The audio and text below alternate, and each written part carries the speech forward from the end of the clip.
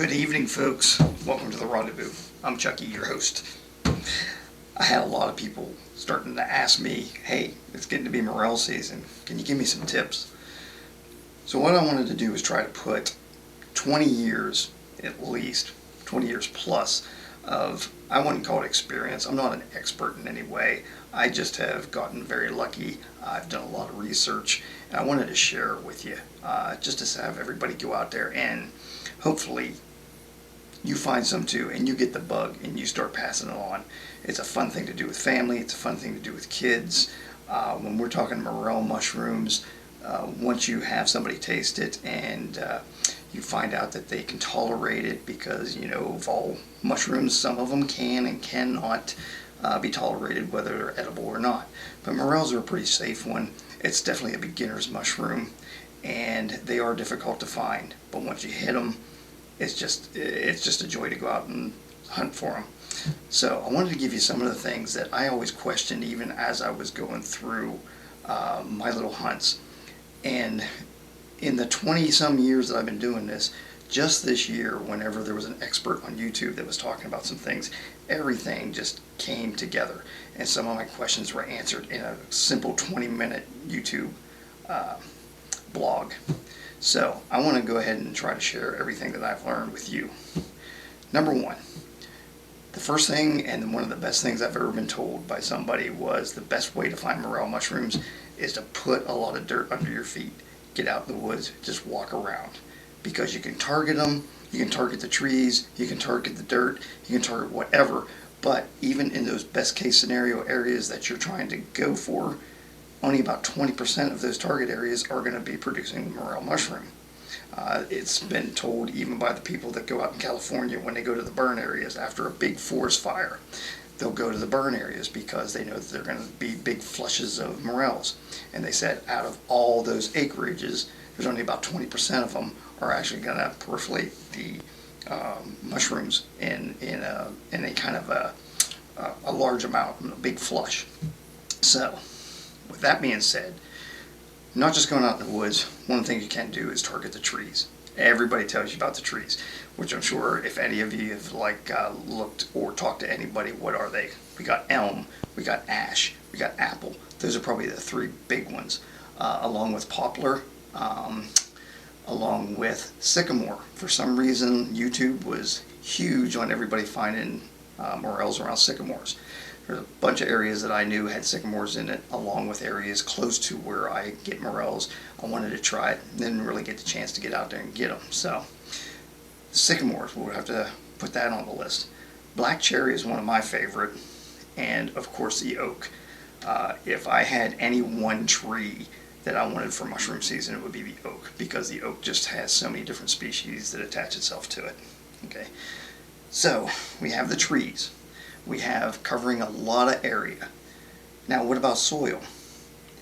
I can't tell you, and I cannot find or refer you to anything to find out the soil type, because, and now this is one of the things that I told you about makes sense, morel mushrooms are what's called a mycorrhizal mushroom.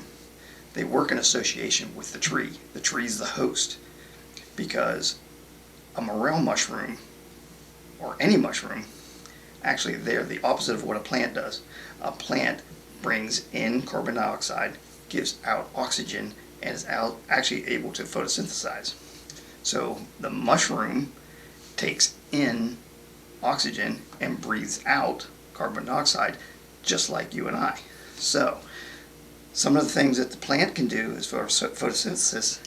It sends it down the sap. The sap goes into the root system, rhizome.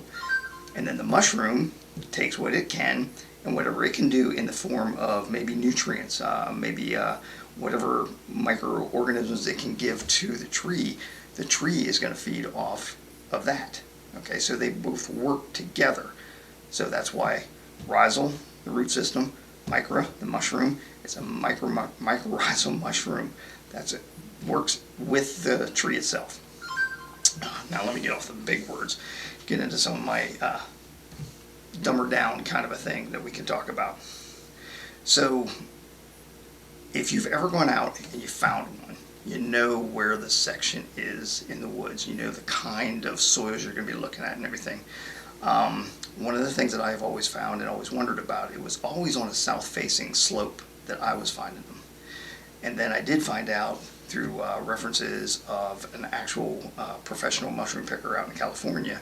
He goes to the southwestern slopes because what that does, it warms up just because of the sun, the angle of the sun, the type of, or in the springtime. And what it does, it warms up and the sap starts going up the trees. And when the sap's moving, that's whenever the Morel is going to go ahead and set off and say, basically he's going to say, hey, it's time to make some babies. It's springtime. He's going to pop up some babies. The one thing that the Morel mushroom does that other mushrooms don't do, it actually will store, okay? Basically it has a stage in its life cycle where it stores a lot of stuff, and that gets it through the harsh times. It gets it through the heavy winters. It gets it through any kind of a burn that would come through or whatnot. But what it does is it stores that, and it just releases it whenever it needs to. So, hey, we're going to make babies. Here we go. We're going to pop up some fruiting bodies. Okay, fruiting bodies off of the mycelium. That means mycelium is the layer of interwoven mushroom. It's basically, think of it as an apple tree. The mycelium underground is the apple tree itself, and then the fruiting bodies, the morels, are just like the apples. Okay, so it's going to produce in the springtime the fruit, which is going to be the morels. Now, once you get that going, you're finding them here and there, and that's when you can associate, okay, this elm tree over here, he has a couple of them around it. We're going to watch that each year, okay? You're going to get some flushes that are pretty substantial. You're going to get some flushes that might only be a few, and it's just going to be back and forth each year. It all depends on the activity of the tree and the mushroom, the mycelium underneath, what's going on with them that's going to trigger something. Now, the one thing to trigger a big flush, and the reason I was always wondering this, there has been times where I have found up to 20 below one tree, and then the next year I might have 10, the next year I might have 2 or 3, and there are some spots that I have found some morels that I can't find any even around the area anymore. But what I found out was, since they do work in association with the tree, so if that tree gets distressed, if that tree dies, burns up, whatever it is, the mushroom, the mycelium, is actually saying, oh heck, we're losing our host. It's time, we need to make a lot of babies. And that's where the big flushes are coming from. Because all the ones that I have found, whenever I find a ton of them, I will go back there the next year and it just keeps dwindling and dwindling and dwindling. Never understood that until I understood that it works in conjunction with the tree. So last year, in the little area that I get where I might get 50 in the whole area, a tree had blown down. It blew down probably over the winter time, and I think we had a lot of big winds last year. It blew down, laid down. Next thing you know, I picked 110, I think, the first time, and I think I picked 80 the second time. We're talking just last year. The flush was so big, I was just trying to stay with the bigger ones, and then I came back after the 110, I came back and picked 80 more that were growing. And then just all through the season until it was done, it was just maybe 10, 20 in that area the whole time. And if you would watch it, the way the tree did fall, it fell down a hill. And on the hill, you can see the flush of the mushrooms. It almost like fingers out. And someone once told me that it follows water. But as I was watching it, and now that I know that it works in conjunction with the tree, and it actually kind of reads the sap, whether it's going up, whether it's coming down, whether it's weak, whether it's strong, whatever it's doing, it was coming down, sloping from the bottom of that tree where it fell. My theory is it's not water it follows the sap. The sap is going to go down, it's going to spread throughout the root system until the root system dies off. And then as the spores come out of all the little babies that it's making, those spores are going to be around the area, and the mycelium will establish itself once again. That's going to be underground, and who knows, maybe that tree that fell over had a bunch of seeds, whatever it is that it drops to make little trees. and that mycelium just stays down in the ground till the other trees come up. How long this takes, I don't know.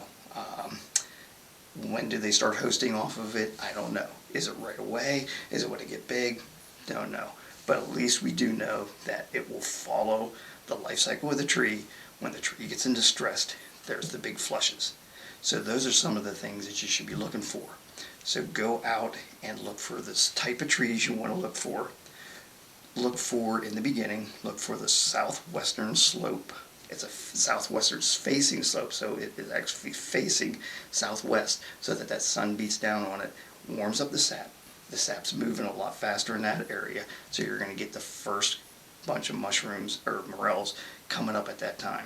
So follow that, and that'll get you into the area, and then you start looking, okay, well, it's around this elm tree. Or look at that, there's a sycamore tree right there on the southwestern slope. And then you're starting to target all the little things. Then, once you're not maybe finding a lot, but at least you found the area, start watching for those trees to fall. Know when there's going to be a big wind going through. Watch the firefighter reports. From what I understand, you can go to some of the forestry, let's say around here we have Rothrock State Forest. You can go to the headquarters and say, hey, was there any controlled burn areas? Was there any timbered areas? Was there any forest fires, that happened last season? Go to those sections. Check it out. So use all the resources you can. But if you can just remember some of these things that I'm telling you, it actually took me 20 years to figure it out, and it all came together in about 2 weeks ago whenever I watched this YouTube video. So hopefully this is going to help you get out there, have a little bit better chance to find them. If you've never found them before, don't give up. Just keep going. I'll bet you it took me 5 years before I found my first one. And when I found my first one, it was about the size of a pencil eraser, those ones that you put over top of the other one when you were in school. If I'm dating myself, I'm sorry. But it was about that size, and I was so excited. And the thing is about mushrooms or morels, there are some lookalikes. They're called false morels, brain mushrooms. They're here in Pennsylvania. They come up about the same time. I don't know if they're deadly. I just think they'll make you very, very sick. There's even some places that know how to prepare them so that they don't make you sick. But from what I understand, even if you do prepare them in a way that it's safe to eat, it's like mundane and just not worth it from what everybody says. So once you find a morel, you're never going to mistake even the false morels for it. You'll see it. It's there. It's in your brain. You just find one of them. That's all you got to do, and you'll know exactly what to look for. So at the beginning, you're going to find a lot of half-free morels. That's usually the ones I find first. You're going to find some thimble caps that are like a cousin of the morel. The stalk is long and has like a like a thimble. It's almost like looks like a leathery thing, but it's not. It just feels exactly like a morel. It's actually hollow whenever you slice it open. So you got the thimble caps will come up with it. When you start to see the thimble caps, look around. There's a morel around there somewhere. After the black morels, then start the blonde morels. And then at the end, you'll get the big blonde morels. The big ones are ones that come up to sometimes 12, 14, 16 inches. I mean, they're huge. In the taste category, not my favorite. Once you dry them out, then they're pretty good. There's a lot of studies showing that when you dry out a mushroom, not just morels, but any other mushroom, and reconstitute them, there's much more flavor to them. So, hey, if you have any questions, if you think this was worthwhile, I was really excited to try to get this out. My wife, God love her, told me that I've really evolved in the years that I've been studying and researching, so I thought it'd be fun just to share. So if you like this, hey, do what they say to do. Hit the like button, subscribe, ask me some questions, set the comments down. One of these days I'll get some editing material so I don't have to come on here raw and you see all the bloopers and everything that I'm doing is sort of stuttering and stammering with myself. So hopefully this is good motivation for you to get out there and have some fun with it. And like I said, Take the kids. It's a blast. So, I'm Chucky. This is The Rendezvous. Hope I see you again. Thank you.